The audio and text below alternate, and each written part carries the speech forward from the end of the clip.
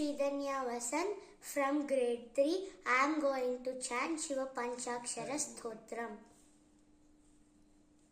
Nagendraharaya Trilochanaya Bhasmangaragaya Maheshwaraya Nityaya Shuddhaya Digambaraya Tasmai Nakaraya Namah Shivaya Namah Shivaya Namah Shivaya Namah Shivaya Namah Shivaya Mandakini Salila Chandana Chachitaya Nandishwara Pramathanata Maheshwaraya Mandara Pushpa Bahupushpa Supujitaya Tasmai Makaraya Namah Shivaya Namah Shivaya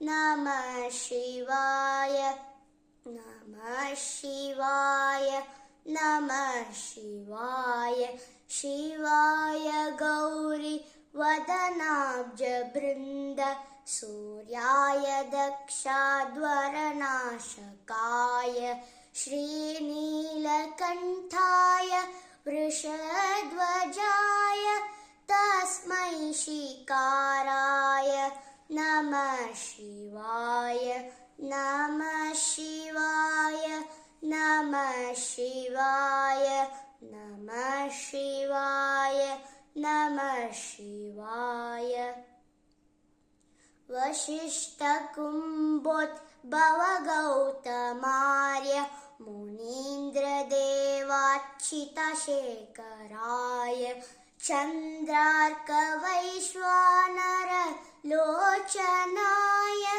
Tasmai Vakaraya Namah Shivaya Namah Shivaya Namah Shivaya Namah Shivaya Namah Shivaya Yajna Swarupaya Jatadaraya Pinakahastaya Sanatanaya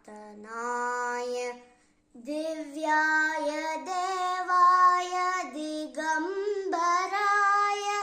Tasmai Yakaraya Namah Shivaya Namah Shivaya Namah Shivaya Namah Shivaya Namah Shivaya Panchaksharam idam punyam yah patet Shiva sannidhau Shivalokam avapnote Shivena samodate. Thank you.